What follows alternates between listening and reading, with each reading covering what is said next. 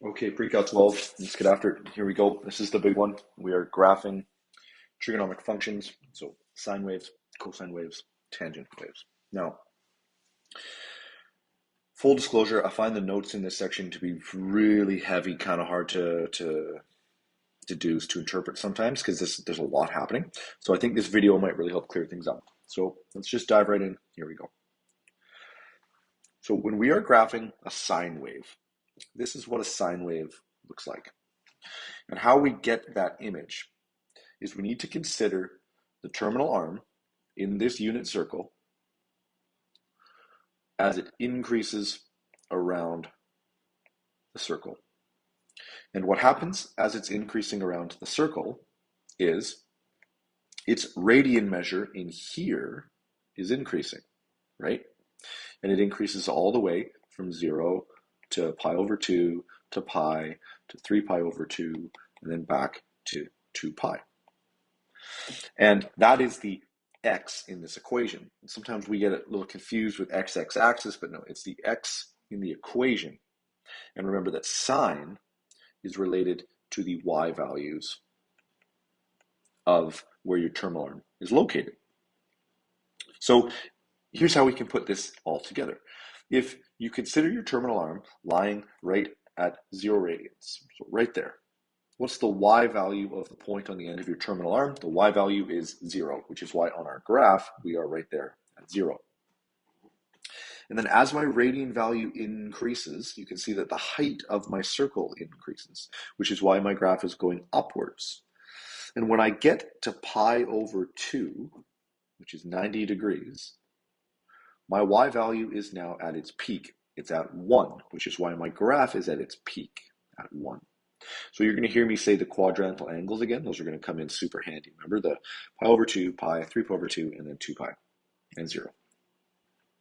Because now you can see the arm, the y value is still up in the positive realm, but it's descending again. And it descends right back down to 0. When we get to pi here on the left, you can see that we're at 0 again. So this here is the first chunk of my wave. And we're looking at this a little bit closer in a couple slides as well.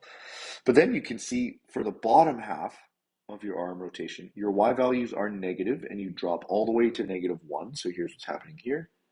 And then our y values are negative as our arm sweeps around until we get back to 0. That is how that wave gets created. So a sine x wave is the change of my y values as my terminal arm rotates around and around and around. So cosine wave, you can see, is similar, but just think about now with a cosine wave, remember we are concerned with our x values. And x here is still your radian measure, right, as it goes from 0 to 2 pi. So in this case, when radian is 0, what's my x value? My x value is 1, which is why my cosine graph starts up there at 1. And then you can see that your x values will slowly decrease, decrease, decrease, decrease, decrease, decrease. And then when you get to pi over 2, your x value is at 0, which is why we end up there. And then your x values increase, increase, increase, but they increase into the negative realm as we get to pi, and we end up all the way over there at -1. And then they decrease, decrease, decrease, decrease, decrease, decrease back towards 0. And then they increase, increase, increase, increase, increase back towards 1 when we get to 2 pi. So that is how the wave is represented by the sweeping of the terminal arm. Now, there's lots of things we got to talk about in this. We're going to look at a whole bunch of slides before we actually start tying it all together, so bear with me here. Now, the period, you're going to hear me talk about that more and more often, is the length of one full rotation. So you can see here the period is 2 pi. We go from 0 to 2 pi. We start at the bottom, and then we get back to where we were. So this full wave, peak, back to 0, valley, back to 0, that's one period. But a sine wave continues that forever because that terminal arm just sweeps back and forth, back and forth, back and forth.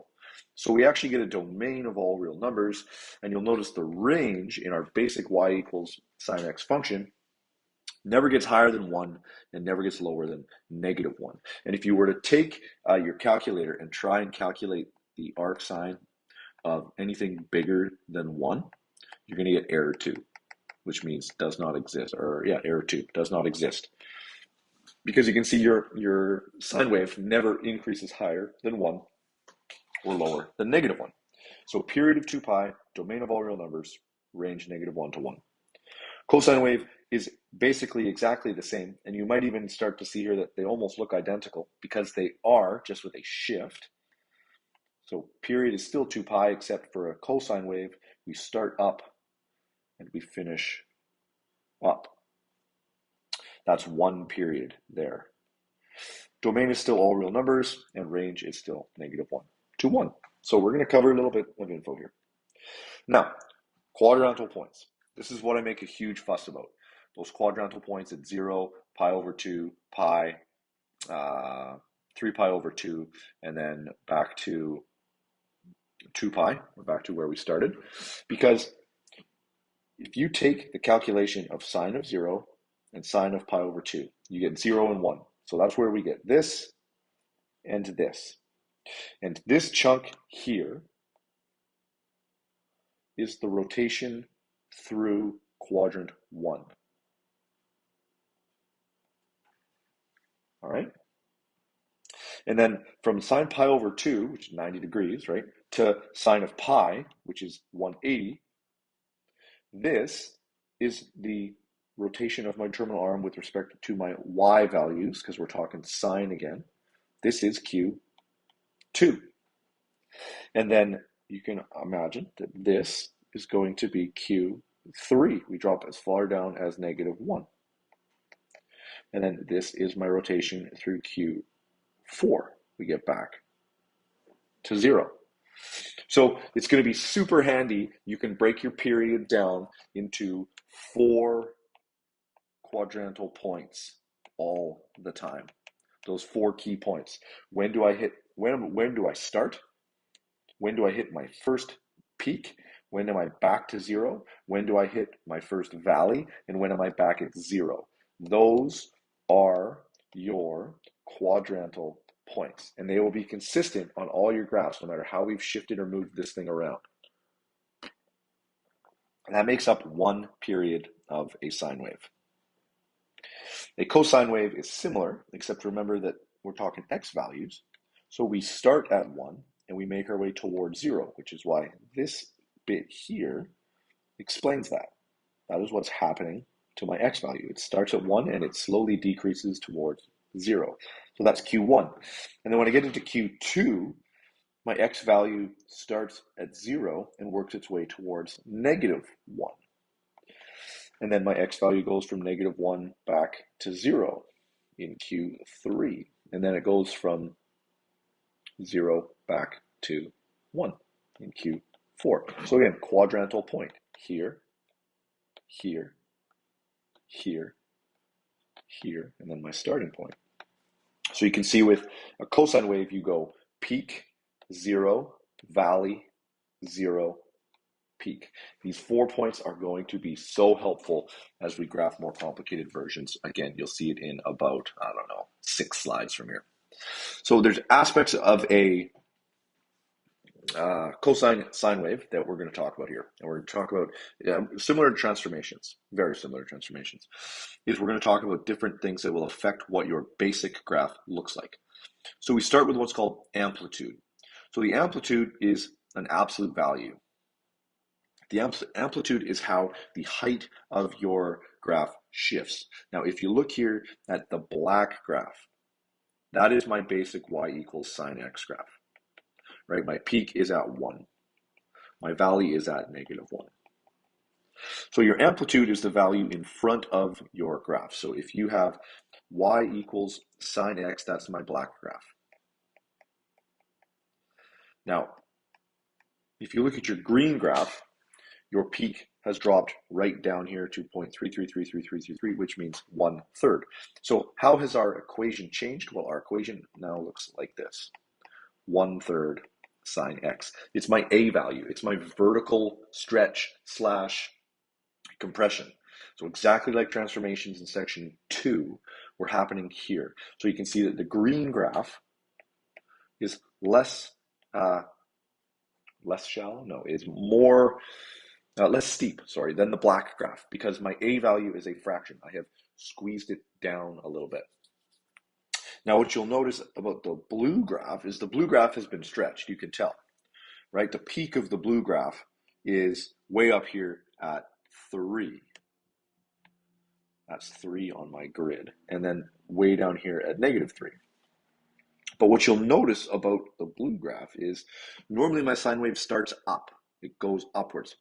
This one has started down. So all that means, though, is that you have a reflection in your x-axis. So we have -3 sine x. So the amplitude, though, the value of the amplitude is always an absolute value. It's always a positive number, but the negative is what we get when we have flipped our graph. Okay, so it's the A value in front of your graph. Now, what about the period? So the period, as we talked about, is one full rotation of that terminal arm. Now again here, if you look at the black graph, look at the scale, we've gone 2 pi, and this is a cosine graph here because it starts up, finishes up. Now, the way you calculate the period is the B value, the horizontal squeeze or stretch comes into play here. And how we make that calculation, you can see the algebra of it here.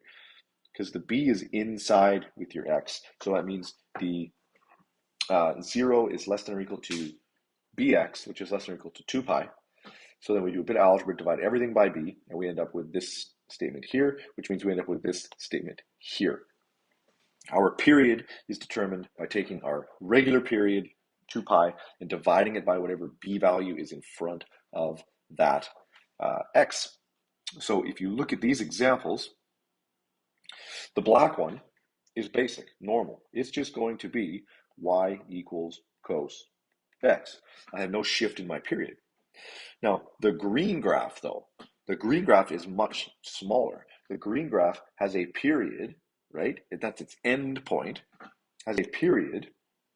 I'll actually do it in green up here. The green graph has a period of 2 pi over 3. And, well, then what's my b value? Well, my period is given by 2 pi over b. Well, in this case, then what's my b value? 3, because it gives me the same ratio. So for my green graph, I actually have y equals cos 3x. And that 3 squishes down my graph. And then for the blue one, let's see if the blue works here on the page. The blue one, you can see the period is 6 pi. So for blue, I'll do it at the very bottom under the graph. Period is 6 pi, which means you have 2 pi over b equals 6 pi. Well, now we just need to do a bit of algebra. Multiply b on both sides, and then divide both sides by 6 pi. You get b equals 2 pi over 6 pi. So b equals 1 over 3. So that means the equation for the blue graph is y equals, I'm just going to switch to white, cos 1 over 3x. So the b value is what's going to determine the period, and you find the period by dividing 2 pi by b. If you have the period, you just do the algebra of that proportion. This is going to throw you for a bit of a loop for a little bit, but don't worry, you'll see it in action when we get to it. So we have amplitude, we have period. Amplitude is your vertical stretch, period is your horizontal stretch compression. So next we have phase shift. Phase shift is a fancy way for waves of saying our horizontal translation. So if you loved transformations in section 2, here we go again. So it's exactly the same setup. Here we go, right? But if you're given this scenario, you need to factor out whatever's in front of the x. So here you can see we factored out the 3, and that becomes my b value, right? And what are we left with here? Well, we're left with our horizontal translation. Now, if you look at this example, our b value is 3. So what we just learned was our period is equal to 2 pi over 3, which means our period is, well, so 2 pi over b, which means 2 pi over 3. Our original period, if you look at the graphs here, was 0 to 2 pi. And the new graph goes from pi over 6 to 5 pi over 6. You might be thinking, well, that's not 2 pi over 3, but just check it out. Take your end point, 5 pi over 6, subtract your starting point, pi over 6. You get 4 pi over 3, or 4 pi over 6, which is 2 pi over 3. So yes, indeed, it does have a period of 2 pi over 3. And then you'll notice once you have that factored, you have to do your horizontal shift. So our graph doesn't start at 0 anymore. It starts at pi over 6. Now, one crazy, super helpful thing that we'll look at later is once you have your new period, if you divide that new period by 4, why would I do that? Quadrantal points, you'll get your quadrantal points. 2 pi over 3 divided by 4 is the same as 2 pi over 3 times 1 over 4, which gives me 2 pi over 12, which gives me pi over 6. So what that means is every pi over 6, I have a quadrantal point. Now you can't really see on the scale of this graph, but those will occur every pi over 6. And that's how you get your peak valley, 0, 0, quadrantal points. And you'll see that more in the next couple examples. But take your period, divide it by 4, and you get your quadrantal points. So otherwise, your horizontal shift is pretty straightforward. You're just going to be figuring that out a little bit later. Okay, vertical displacement. This is the last piece. Pretty straightforward. Just like translations vertically, we shift up, we shift down. Your d value tells you exactly what it's doing. So in this case, sine x is my red graph, right? It just looks nice and normal. Boom, boom, boom, boom. Obviously, the period here is a little different, but don't worry about it. The vertical shift is up 2. So what happens? My starting point becomes up 2. So you have all of these transformations happening. Now we're going to put it together.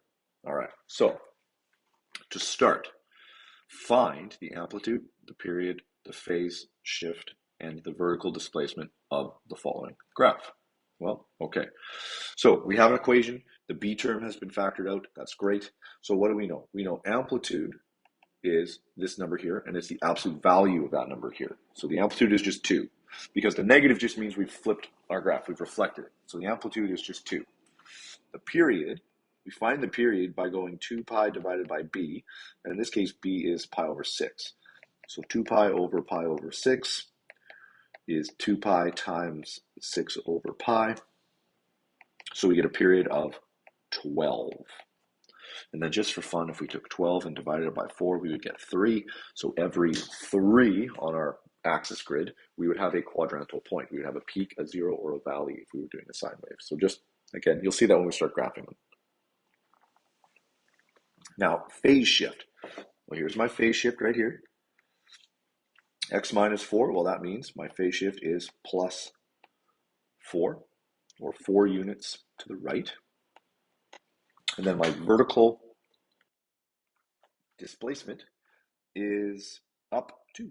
So my vertical displacement is up 2. So we've identified all of the shifts that are happening. Now in this example, we got to factor out. Can't have anything in front of our x. So we're going to factor out a 3 over 4. We're going to be left with x minus, let's see, what happens when we factor 3 out of 4 out of the pi over 4? We get pi over 3. Because when we multiply that back in, the 3's will cancel and you're left with 4 on the bottom. So here's the equation in question. What's my amplitude? Well, my amplitude is 3. Let's do period last. So my phase shift is plus pi over 3, or pi over 3 to the right. My vertical displacement is down 1.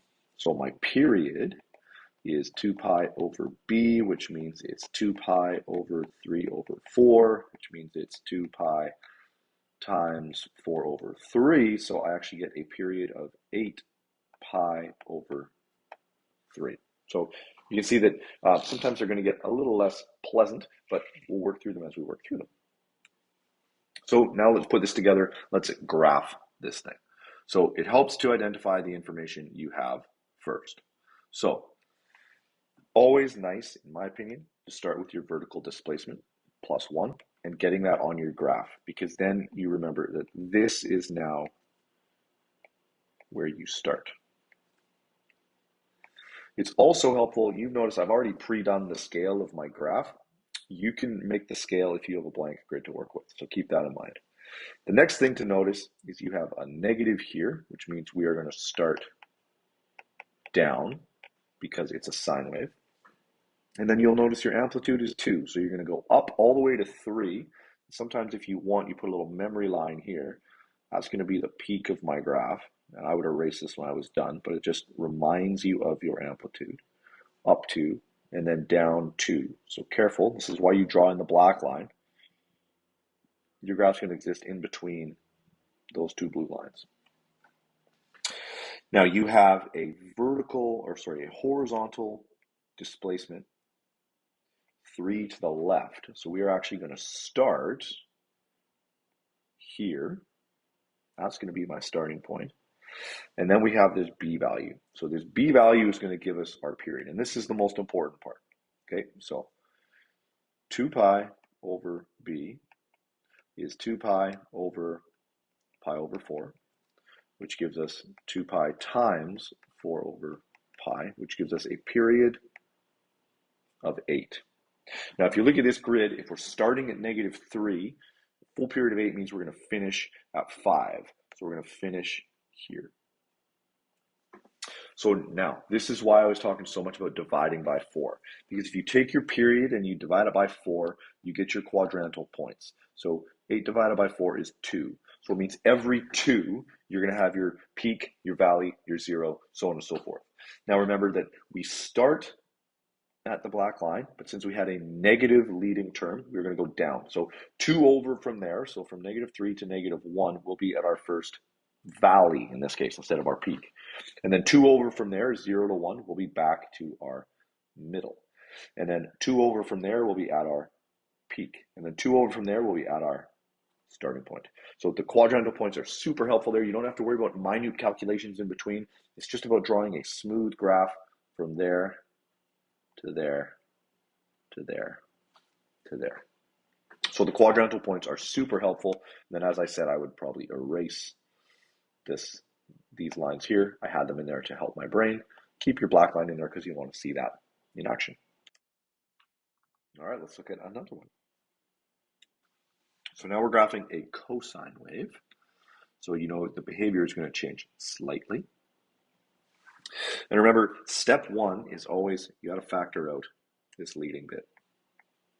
So the equation we're going to have is y equals 3, and we're going to factor out that 2.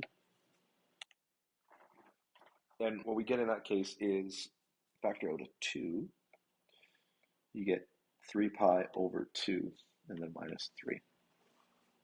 So in this case, what's our amplitude? Our amplitude is 3, great, but what's our vertical displacement? -3. Okay, so that -3 is going to put us here as our midline. And that amplitude of 3 is then going to put us at -2, -1, 0. So this is our top right here. And then -4, -5, -6. This is our bottom here. So that's our range in between. Now the 2 is our b value, so let's find our period. 2 pi divided by b. So 2 pi over 2. So we get a period of pi. And what we're doing is we are starting, because we're going to have a displacement, but we'll talk about that in a second, period of pi. And then if we divide that period by 4, that is our quadrantal point placements, every pi over 4. So if you look at the scale of this grid, well, that's pi over 2, 3 pi over 2. So if they're broken into pi over 2, then that means each point is a pi over 4, which is going to be pretty handy. So that's why you can create your own scale, and it can be really helpful. And then our shift is 3 pi over 2. So where's 3 pi over 2? Well, so if each of the 2 is pi over 4, for instance, right? This is 0 right here. I've started it right at 0. So this would be pi over 4, pi over 2. So if that's pi over 2, then that's 2 pi over 2, which is just pi. So then that's 3 pi over 2 right there. So that's where we're starting. But remember that when we have a cosine graph, we're starting at the top. We're starting at the top of our range. So we're actually going to start right there. Now, we get our key points every pi over 4. So this is where fractions help. 3 pi over 2 is the same as 6 pi over 4, which means the point right next to that is 7 pi over 4, and then 2 pi is 8 pi over 4, and then 9 pi over 4, and then, 10 pi over 4, which is the same as 5 pi over 2, but you get the point. So every one of those, we have our quadrantal points. So we're going to go from our top of our range back to our start point, back to the bottom of our range, back to our start point, back to the top of our range. So it's going to look like a super skinny graph. That's because that's how we've set up our scale. And then it would continue that trend over and over again, but we're just graphing one period. Okay, so I know there's lots happening here. You'll get the hang of it as you work through it. Now, what about writing the equation of a given graph already? So here's our graph. We need to find important pieces of data. We need to find the amplitude, for instance. Well, look at the scale of your graph, because always be careful with the scale of your graph. But you can see that here's 1, and then here's 0, and then here's -1, and then -2. So be careful with that scale of your graph, because if you look at your vertical displacement, you might be tempted to say your vertical displacement is down 1, but it's not. It's actually down 1/2. So your vertical displacement is -1/2. Now your amplitude, you go up 1.5, you go down 1.5. So our amplitude is 3 over 2, 1.5. Now pick any point on this graph as a starting point. So if we were to take this point right here, right, my graph opens up. So I have a positive leading term. Now, that's if I start there. If I were to start here, I would have a negative leading term. So just be aware of where you're picking your start point, but we'll pick one of those in a minute. So we got vertical displacement, we got amplitude. We'll need a period. So look to find a period point, and you can find your period at any matching peak valley or start point. It doesn't actually matter. So if we were to take this point right here and run a full period to this point right here, that's a period of a cosine wave, but the period of a cosine wave is the same as the period of a sine wave. So what's the distance from -2 to 14? Well, the distance is 16. So what's our period? Our period is 16. Well, then what's my b value? Well, remember that your period is equal to 2 pi over b. So that means 16 equals 2 pi over b. That means b equals 2 pi over 16. So b equals pi over 8. Okay, so we have almost everything we need. Because now all that matters is where are we going to start? Because where you start from changes the phase shift. Okay, I'm going to write all this stuff up here. We got a of 3 over 2. We got vertical displacement of -1/2. We have b of pi over 8. So that way I'm just going to erase what we have here. Because now it all depends on where you pick as your starting point. So if I were to pick a starting point for my sine wave at a basic start at 0 sine wave, so right here, this blue dot right here. What's that value? Well, again, look at the scale. That's 2, 4, 6, 8, 10. So I'm starting at x equals -6. So how that's going to affect my equation, because I start upwards, that affects my equation because my equation is y equals amplitude sine b value,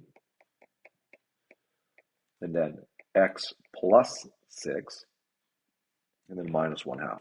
That is the equation that matches if I start right there. But if I were to just start right here instead,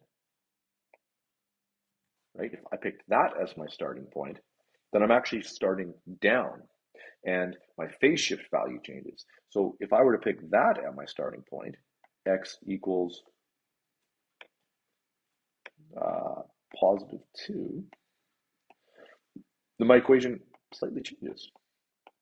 I now have a negative leading term, same b value, but my phase shift changes to x -2. So you can actually write a number of different equations that all represent the same graph, just depending on where you start. So keep that in mind. In the workbook, it's going to ask you specific questions like the smallest possible positive c-value, for instance. So it kind of it leads you as to where you should be looking to start, because it just kind of takes that guesswork away from you. But be aware that you can have this equation written in a number of different ways. It'll all represent the same wave. So let's look at a cosine wave. Exact same graph, but we're going to look at a cosine wave. So from this, it's the same graph, nothing changes. My amplitude is still going to be 3 over 2. My vertical displacement is still going to be -0.5. My phase period was still 16, which means my b value is still pi over 8. None of that has changed. And again, this one comes down to where are we going to start, where are we going to finish.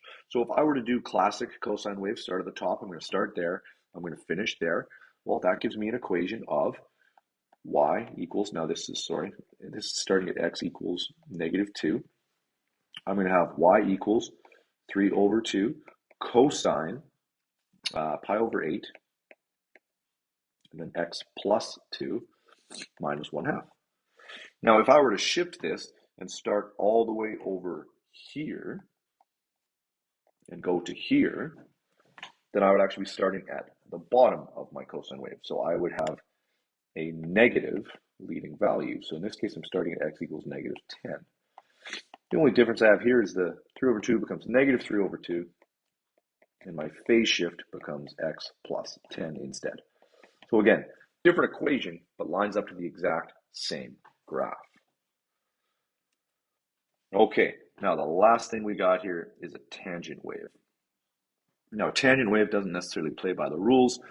It's slightly different, and the reason why it's slightly different is because tangent is equal to sine over cos. And that means that whenever cos theta is 0, we have, or whenever cos theta is 0, we're going to have a vertical asymptote. And just think about your terminal arm sweeping around. When does cos theta equal 0? Well, here at pi over 2, and here at 3 pi over 2. And it'll happen again, sweep after sweep after sweep. So the first one will start at pi over 2, and then every pi after that, right, I know this is pi, but every pi rotation, that's pi rotation, you have a vertical asymptote. So you'll notice on this graph that at pi over 2, this line here is my first asymptote, and then every pi after that, I have my next asymptote. So then how do we determine what the graph looks like after that? Well, you can see that the graph always crosses through at 0 at some point. When does that occur? That occurs when sine theta is 0, because when the top is 0, my whole function is going to be 0. And when does sine equal 0? Well, at 0, and then at pi, and then at 2 pi, right? So every pi. So you can see that every pi, my tan line goes through 0.